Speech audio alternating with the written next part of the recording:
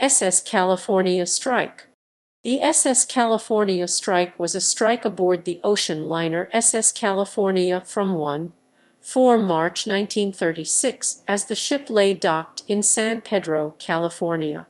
The strike led to the demise of the International Seamen's Union and the creation of the National Maritime Union, now part of the Seafarers International Union of North America. Strike. Joseph Curran was a seaman aboard the Panama Pacific Ocean liner SS California. He had been an able seaman and boatswain since 1922. Although he had joined the International Seamen's Union (ISU), he was not active in union activities. In 1936, Curran led a strike aboard the ocean liner SS California, then docked in San Pedro, California.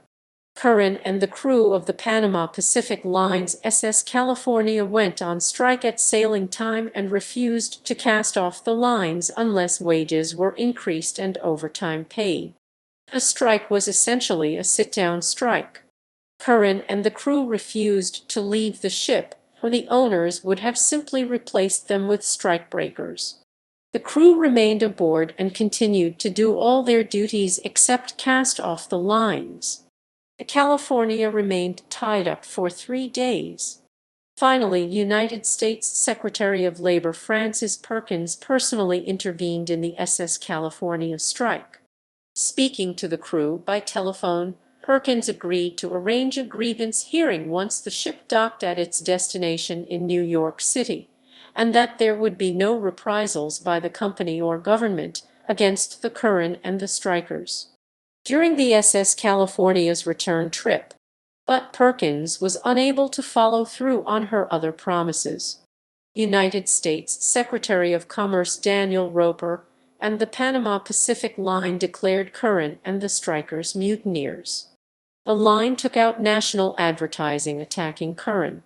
When the ship docked, Federal Bureau of Investigation agents met the ship and began an investigation into the mutiny. Curran and other top strike leaders were fined 2 days' pay, fired, and blacklisted. Perkins was able to keep the strikers from being prosecuted for mutiny, however. Seamen all along the East Coast struck to protest the treatment of the SS California's crew. Curran became a leader of the 10-week strike, eventually forming a supportive association known as the Seamen's Defense Committee. Formation of NMU. The SS California strike was only part of a worldwide wave of unrest among U.S. seamen. A series of port and shipboard strikes broke out in 1936 and 1937 in the Atlantic and Gulf of Mexico.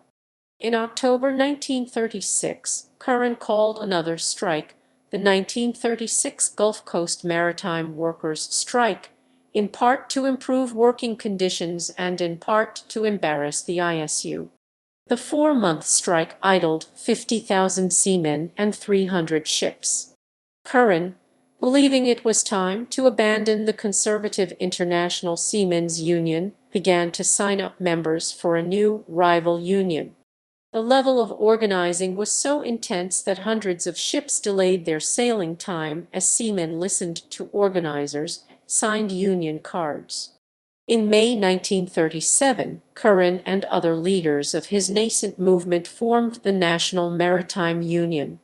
The Seamen's Defense Committee reconstituted itself as a union. It held its first convention in July, and 30,000 seamen switched their membership from the ISU to the NMU. Curran was elected president of the new organization. Elected secretary-treasurer of the union was Jamaican-born Ferdinand Smith. Thus, from its inception, NMU was racially integrated.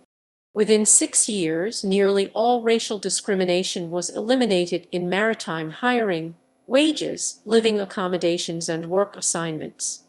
Within a year, the NMU had more than 50,000 members, and most U.S. shippers were under contract. Stripped of most of its membership, the ISU became almost moribund.